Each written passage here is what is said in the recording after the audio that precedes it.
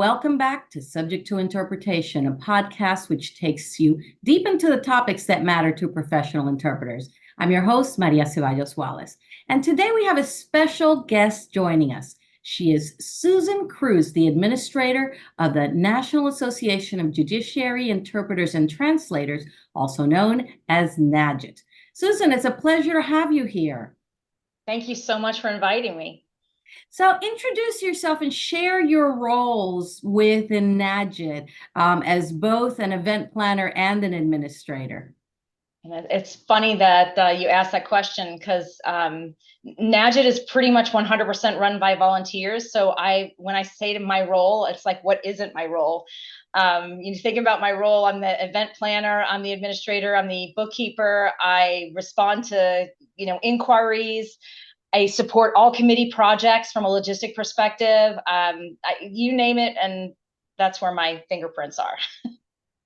That means we couldn't do anything without you. Awesome. I like to think that, but I'm not sure. So today we're going to talk about the NAJIT conference and your role in the NAJIT conference and all of the nuts and bolts, all the things that happen behind the scenes. First, let's tell our audience about the next upcoming NAJIT conference, and that's going to be coming up in mid-May, right? It sure is. We've got an event we're less than 3 weeks away, May 17th and 19th. We're in Providence, Rhode Island. Super excited to be there. Weather should be really nice. And we're running close to another record conference for registration. So we're super excited. So let's talk about that. How many people generally go to a well-attended NAJIT conference? Well, and it's interesting that you asked that. So I started as a NAJIT administrator in 2015, and NAJIT used to see on average 175, maybe 200 people to the event. And since we've kind of really revamped and made it a client experience to attend the event, we get over 300 people. A record conference for us is 360 people, all in with exhibitors and sponsors and attendees. But we haven't had an event where we've been below 290 in a handful of years. So it's been really exciting. Wow. And so this year, you think you're going to hit the upper 300s, maybe? I'm hopeful. I actually just checked this morning. We're running about 17 people behind last year's numbers, which that's where we were last year. So we'll see. Yeah, definitely. Usually there's a lot of last minute stragglers, and hopefully after our viewers and listeners experience this podcast, they'll decide that they're going to join in, and so they'll actually make the difference. What do you say? I think that sounds great.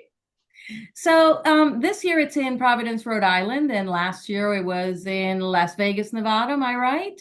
And the year before that, let me see. I've been to the last 10 or 11, but I can't actually name them in the order that they happen. But I do know we've been to Boston, St. Louis, Atlanta, my hometown, a few other places, San Francisco. Yep, we were in Fort Lauderdale in 2023, and I will give away the secret because it's posted on the website. We'll be in Indianapolis next year. Wow, so we're going from the East Coast to the Midwest. Yes. Okay, so let's talk about that. Why do we have a conference like last year, like I said, we had the one in Las Vegas, and so that was in the western part of the country rather, and then here we are in the east in Rhode Island, and next year we're going to go to the middle of the country. How is the venue determined? So the first thing that we do at HQ is we look to see where NAJIT members are and NAJIT constituents, and then I kind of actually have this really rough looking US map, and I plot out where everyone is so that we know where the people are that kind of sign up for our newsletter or want information on NAJIT. And then what we'll do is we'll look for cities. A lot of times we try to find ones that might be a good travel draw for people to want to attend. Sometimes that's not always necessary because what's available, but we'll make a couple of cities, we'll pick, and then we'll propose them to the board, and the board will decide. But one of the things that we really like to do is we do like to travel around the country because our members are everywhere. And, you get to be somewhere every other year, you get to rotate around the country and make it a little bit easier for people to attend. So in your role as administrator, you also work very, very closely with the conference committee and in planning the conference. Tell me a little bit more about what you do in the conference planning, and then let's talk about what the conference committee does and where that fits in. Sure. It's interesting because it's definitely a partnership between me at HQ and I say HQ, it's me and the conference committee. And we all have our unique roles, and the conference committee tends to do a lot more heavy lifting early on. We really rely on them for their knowledge of the interpreter and translator professions, what trends are happening, who are the big speakers that we need to invite. What trends are they seeing to make sure that the event kind of connects with our audience? So the conference committee is involved in a lot of the branding and creating the theme for the event. But once the schedule is selected in January, then really that's when I kind of take in, and everything is done from NAJIT HQ. I mean, you think about it is, once we've got the budget and we know where we're working within things, I contract with all the third-party vendors. I handle continuing education approvals. I mean, there's just so much that goes into the event. I don't know if I could list it all. So, but the conference committee you mentioned is composed of members or employees or a combination? That's a really good question, because the committees, NAJIT committees are 100% volunteers. There are only 2 paid staff in all of the association, and that is myself and the executive director. Everything really with NAJIT is done with volunteers. The only thing that NAJIT is really farmed out is the event planning of the annual conference. That's really the one thing that is outsourced, other than like other functions like accounting and things like the association needs to have on a daily basis to run. But anything that the association wants to do, like writing letters or even the training and education committee with the NAJIT webinars, that's all run by volunteers. And does that include volunteer participation in the conference itself? A little bit. Sometimes it depends. So sometimes the conference committee wants to do networking events. And if that's the case, then yes. Like this year, we're going to have 2 tables at the event, one for to generate interest about the membership committee and to welcome first-time attendees. And then our advocacy committee is actually going to be hosting a table. It's really going to be general for all NAJIT committees, but they're going to be promoting the association and trying to encourage more people to volunteer for the association. What about the speakers? Are the speakers paid, or are they mostly volunteers with maybe a little incentive here or there? Yeah, that's a great question. So if you're presenting a pre-conference workshop and a main conference session over the weekend, we actually will give a complimentary registration to those speakers, as well as a small travel stipend, to really as a thank you, because it's really a big commitment to deliver possibly 5 hours of content over a weekend. If you deliver a weekend session during the main conference, you get 15% off the main conference, which is a significant discount. That's a small way for NAJIT to say thank you to our speakers. And we do appreciate them very much. But the actual selection of those who are going to be participating in the pre-conference and in the conference itself, is that handled by the planning committee? That is done solely by the conference committee. So once we have our call for proposals, the conference committee will then vote and discuss. They'll even go out and invite other presenters if they feel like, hey, we want to get a presentation on this topic, but we don't have one. This person would be great for it. Let's invite them to submit. So they will handle 100% the program. Even if we have a cancellation later on, they will be the ones to pick whoever would backfill that. And when does that begin? Because you mentioned that you might have the budget already and all set by January. And so when does the planning committee or the conference committee start planning, putting out requests for proposals? And then when have they decided what the program is going to look like, even though it may not have been published yet? Sure. So we start about 9-10 months in advance of the conference. So in September, October, we start talking to the conference committee chair. We actually put out the call for proposals that goes out sometime in October. And usually the entire month of December and January, the committee is discussing the proposals. They have long hours of meetings and they vote and they discuss and then they narrow it down. Usually we have the program by mid-January. And what kind of challenges does the committee face with regards to selecting one topic versus another, one presenter versus another? Sometimes we see presenters that are there regularly in the different conferences, And but we often see that even if they are there regular, they're always presenting on different new and innovative topics. So what are those challenges that the committee faces? Yeah, it's a variety of things, because sometimes they don't have submissions on a particular topic. Sometimes they don't have enough submissions. Sometimes they don't see the presenters that they want to submit. They're like, why didn't they submit a proposal? So they'll actually go out and send them an invitation to do that. But there's really a variety of things that go into it. But it really comes down to, once they've and I didn't say, they actually do blind voting. So we remove the name of the presenter that submitted the proposal when they do their first round of voting, so that it is completely anonymous. I even go through and remove everyone's names from their bios to help make it as anonymous as possible. It's not a perfect science, but they try.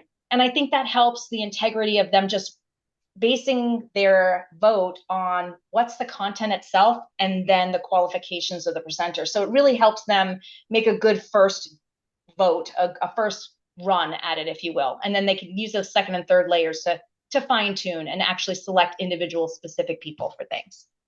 What is the total number of hours that the conference provides in terms of CEUs? It depends on the organization, because there are some states that will approve every session within the conference. And I believe the most you can get this year is 16 units. Some are down to 14 and a half, because it really just depends. Some people approve the keynote, some people don't, that kind of thing. So the town hall meeting is one of those that they may or may not approve, right? Correct. Yes. One would think that given the code of ethics with, all of, the idea of collegiality and promoting the profession, that the town hall meeting would be one of those that they would provide CEUs for. That's just my 2 cents there. I hear you. I think it's just hard when there's not a concrete description. Like, maybe if we gave it more of a description, because you never know what's going to come up during the town hall meeting. And maybe that's where they hesitate. So talk about some of the key events that are in the actual conference. We've already talked a little bit about the pre-conference workshops, but one of my favorite features of the pre-conference day is the court tour. Yes, the court tour sells out early every year. It's already sold out again this year. But we do a nice little thing. We find a local court and they'll have a judge come out and talk to some of our attendees. Some will put out food. It's a nice little trip to see another court in another city. Some of the other key events that we've got, of course, we've got Zumba. We always have Zumba 6 a.m. Saturday morning. And very, very bright and early, but everybody seems to enjoy it. We've got some really good pre-conference workshops this year that 2 of them already sold out. One is on AI. We have a couple of sessions on AI, so it's really exciting. We've got our keynote speaker, Corinne McKay, Saturday morning. And then, of course, the 2 big events. Our Friday welcome event kicks off the conference Friday, 5:30 p.m. Everyone is welcome. And we have some food and a cash bar, and everybody gets to mingle and do some networking. Like I mentioned, we're going to have a first-time attendee table there, so it'll be a really nice place for people to start their journey for the conference. And then Saturday night, we do our Saturday evening reception. We've got a DJ coming in, and we have lots of fun. I've been to several of those Saturday night evening events, and we always have a blast. But there's been times when you've even extended the DJ because the party was going.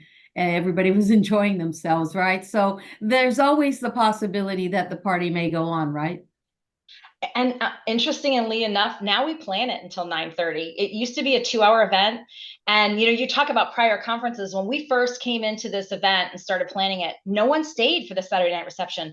By 7 o'clock, everybody was just gone. People will go dancing or whatever. But now people hang around because we've made it fun. And what we really tried to do with the event is we have a DJ kind of in one area, and then there's quiet and tables where people can mingle in another. We're really trying to give it the best of all worlds, because we know not everyone wants to dance the night away.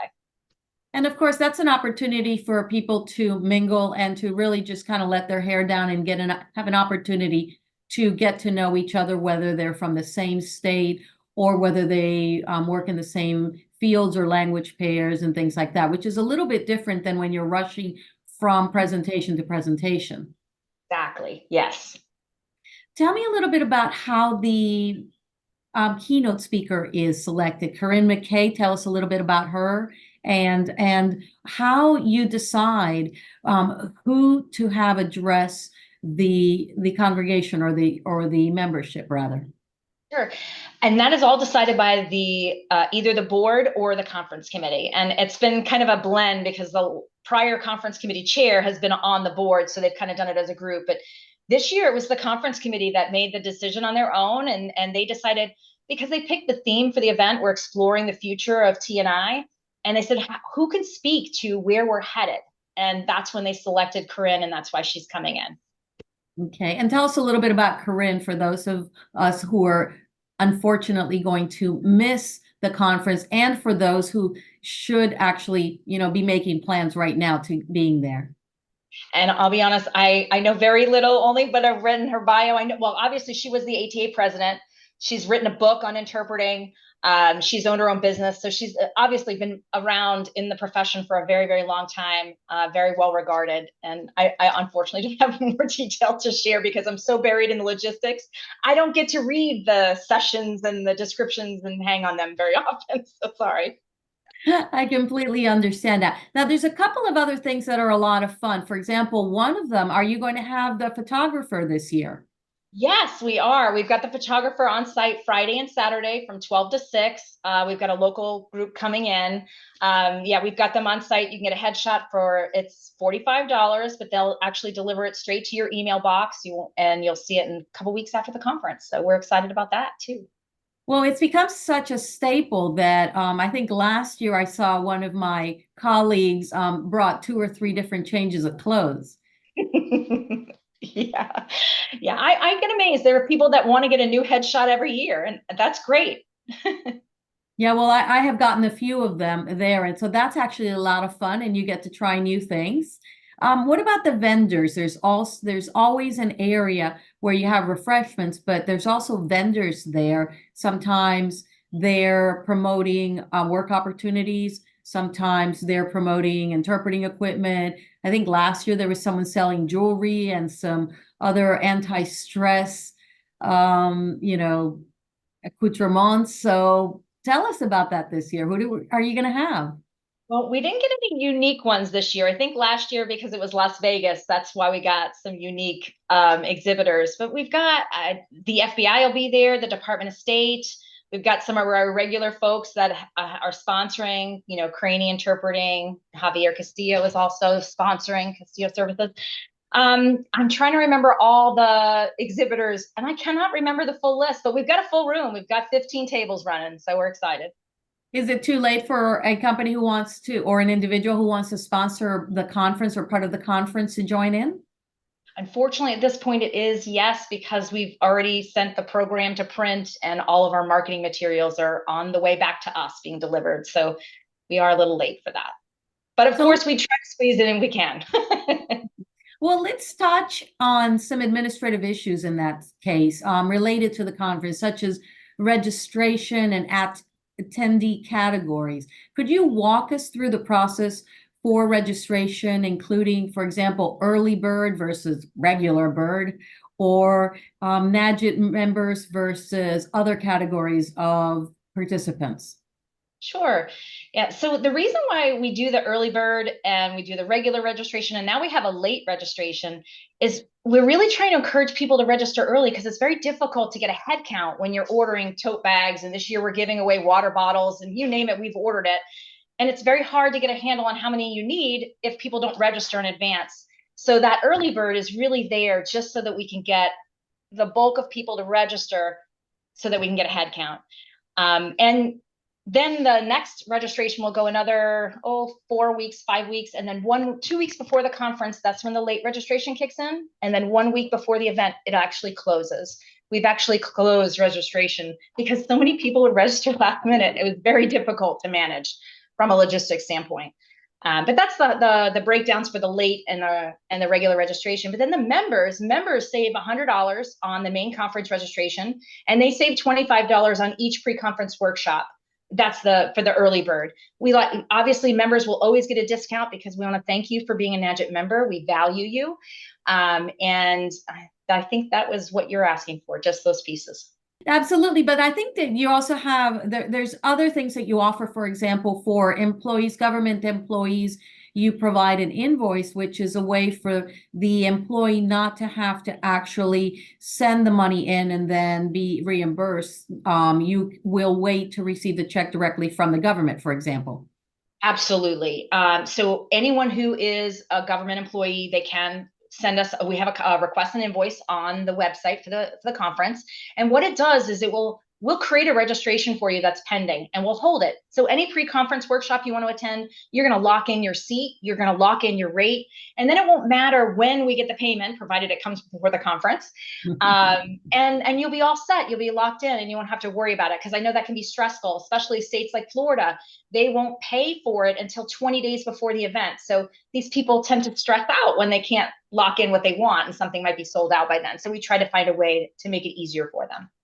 And sometimes you have people who are walking into the conference and literally handing you a check. Yes, that does happen from time to time. I think I'm guilty of that. Was guilty of that once upon a time. Tell me about scholarships. There's also scholars, and there's scholarships for the conference. So we have a scholarship program, and each year NAJIT will select up to 5 winners for this program. And it's for people that are actually enrolled or have graduated recently from a TNI degree program. So it does need to be an accredited university for you to qualify, but NAJIT will give you a $500 stipend and give you a full complimentary attendance for the conference, including 2 pre-conference workshops. So it is a nice way to bring people that are learning about the profession into the profession. We also host a reception for them in their honor, and we try to introduce them to luminaries that are attending the event, luminaries in the field. It just gives them an opportunity to get started. Now, I've also remember that you sometimes match the scholars with members of the organization, as you say, luminaries, or people who have a really good understanding of what the organization does and how the scholars can be involved with it. So about a week before the event, we send an email to all the registered attendees asking if anybody would like to mentor a scholar. And we always get tons of people that say they are willing to help, which is so wonderful about this association. And then what we do is we send the list to the board, and the board will narrow it down and select who they need to do the mentoring. And of course, the mentors get invited to that wonderful reception as well. But yeah, the mentor is really there just to help the scholarship winner. How do they get started? Where do they know where to go? How do they meet people? It's just another way to give them an instant connection at the event. Tell us how you promote unity and communication among all of the attendees at the conference. What tools do you have, and what tools do they have? Wow, that's a great question, because networking is so key. One of the things I love about this event is it really went from its sole focus of being an educational event to now it's a whole experience for attendees. And we know the big thing people want is networking. It's really become a place where people come and reconnect with old friends or meet new ones. So the Friday welcome event is really just that. It's there to welcome you. We will always have tables set up there with NAJIT, and there'll be people you can go talk to and say hello and say, hey, this is my first time here. What can I do? We give every first-time attendee a ribbon they can put on their name badge, and people will come up to them and say, hey, it's your first time? That's awesome. Let me show you what you need, or let me answer a question for you, whatever that might be. This year, we're having a first-time attendee scavenger hunt. So there's a card that they'll be able to go and do all the tasks, and then they can drop it off at the committee table, and they'll actually get a NAJIT polo or a NAJIT pin based until supplies last. But we're trying to do some exciting things there. The conference committee has done different tables they've hosted at different events, like whether it's, hey, come learn about the NAJIT app, or come learn about, here's translation people, here's people of languages of lesser diffusion. I think I said that right. But we try to find unique ways to get people connect at the event. And the other way is through the app. So when you sign up for the NAJIT event, you actually tell us what your language pairs are. We also know your city and state. So you can find people within the app based on your language. So you could search for people based on that language or by the city and state. So you can try to find people local to you, or just people that have a similar language pair. That's great. Now, you can also download documents through the app. Is that right? That is true. All of the handouts get uploaded to the app, and they are available for attendees.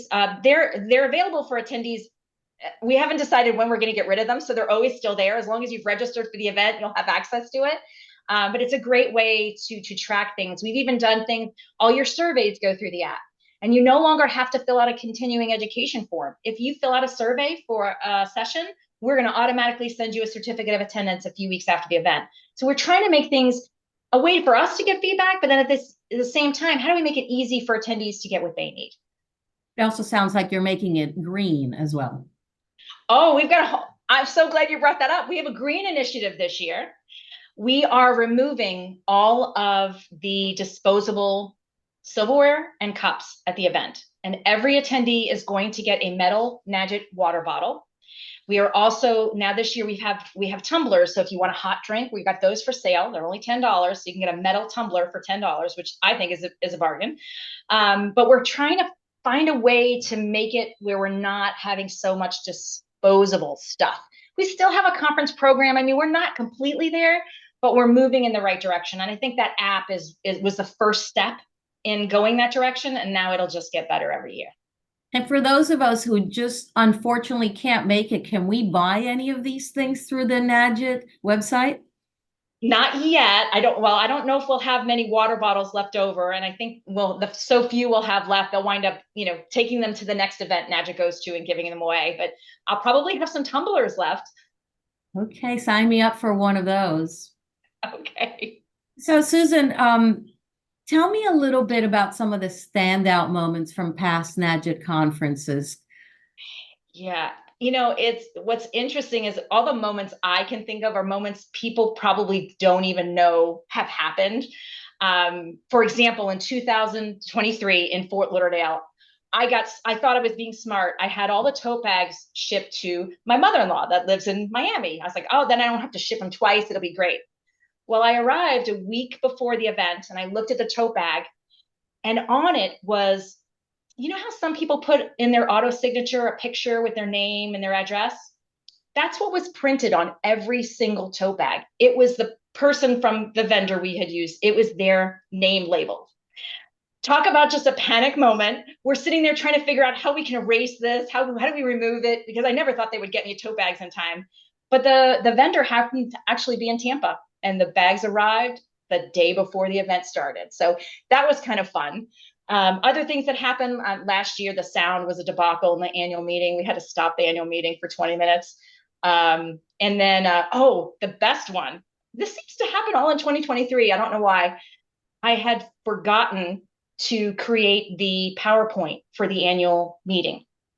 So I was sitting there 30 minutes before the annual meeting in the lunchroom, or in the meeting room this is going to take place, freaking out, trying to create a PowerPoint.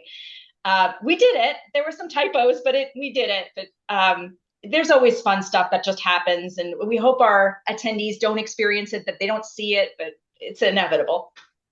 No, I'm so glad that you brought up the annual meeting, because that's one of the things we actually haven't talked about.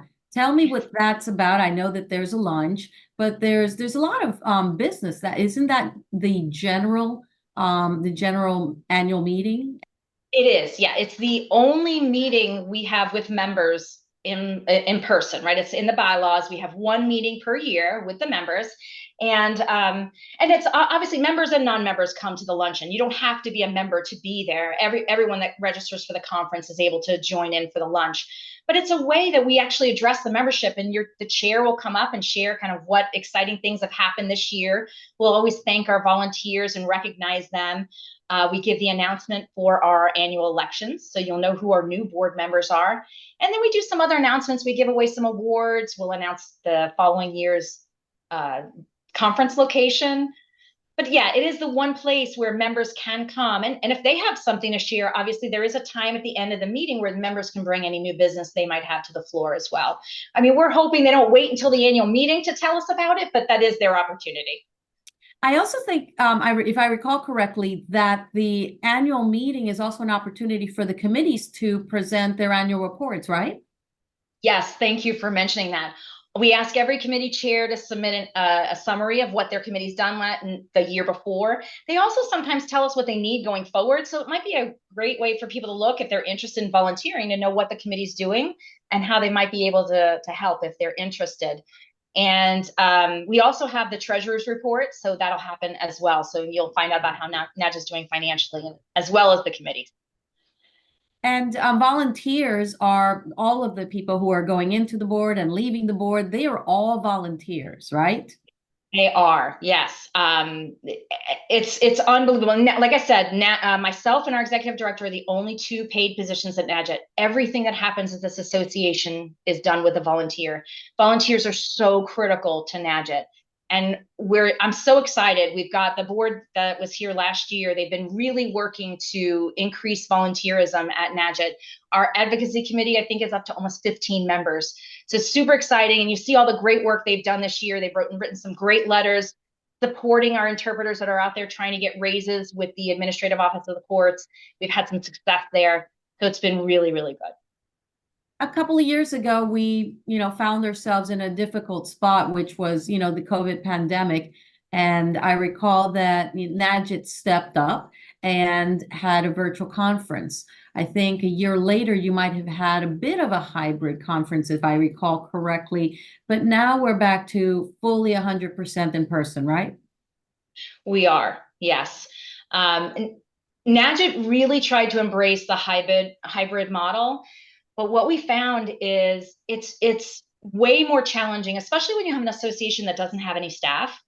There are so many people that are needed to handle the virtual side and the in-person side. It is really like having two separate events running at the same time. And when we did it in, I think it was Fort Lauderdale, we had one whole track that was virtual as well as in person. And it was a logistical nightmare. We did it. It was successful, but a lot of lessons learned about the challenges associated with it. And one of the things that, once we took the feedback, we talked with the board, and it was really, well, NAJIT needs to do an in-person conference, but we know we need to do those virtual things because there's a market. There's a lot of people out there that want virtual content. And we have our training and education committee that has the NAJIT Academy. They've got some more webinars on the program right now. And that's the training and education committee. That's all that they do. They create everything there. HQ, the only thing I do to help that committee is I create the webinar in Zoom and I'll do the marketing, but they pick the presenters, they pick the content. They will actually get the abstracts and the objectives, everything written. So the committee really does a lot to make that happen. So yet another example of volunteerism really driving the organization. Absolutely, absolutely. And for those viewers who have been a little bit on the fence in terms of getting involved as volunteers, how would you recommend that they get in contact with the organization, whether or not they'll be attending the conference? That's a great question. So we have a committee's webpage. You can go to najit.org. That's our main page, and you can find out tons of information about us as an organization. But if you just add a /committees, it'll take you right to our committees page. You'll actually see all of our members of our committees and each committee that we have. And at the bottom of the page, it'll describe each committee and what they do, what their purpose is. Now, that doesn't always tell you what they need, but there's a button on there that you can click on to volunteer, and you can send a request to us and just let us know that you're interested. And honestly, NAJIT is looking for people that even if you just have an hour a month, we want your help. If you can commit a couple hours a week, that's great. But it's not about saying, I'm going to help with the committee and I'm going to be there every single day like it's my full-time job. We recognize that you're volunteering. So we are hoping that people can give as much or as little time as they have, just because they know it'll be making a difference for the profession. So remind us again, when is the conference, and what do those who want to attend the conference need to do so that they can get in there just under the wire before the registration closes? So the event is May 17th through the 19th. We are in Providence, Rhode Island. We're at the Omni.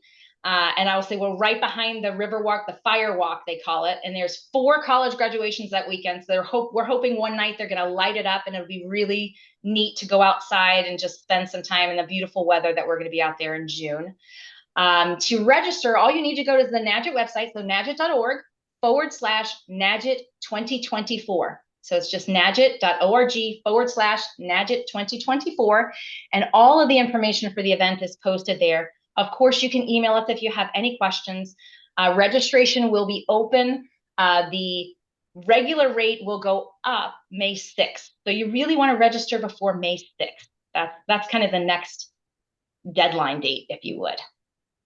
Wonderful, Will. I hope that you have record attendance this year at the NAJIT conference, and I'll be sorry to miss it. I haven't missed it in about 12 years, but it is what it is. However, I'll be on the sidelines waiting to hear reports about it, and so I'm hoping that you'll let me know how it goes. Oh, you bet, Maria. We'll definitely let you know. And thank you so much for having us here and letting us share about the NAJIT event with your listeners. And I'm hoping I will see you next year. Absolutely. I will make a commitment to that. Thank you so much for being with us, Susan. Thank you. And to our listeners and our viewers, thank you very much for joining us here on Subject to Interpretation. We hope you found this episode interesting and motivating, and we hope that this will be the push that you need to get you to sign up for the 45th Annual NAJIT Conference. Thanks very much for joining us, and don't forget to never stop learning.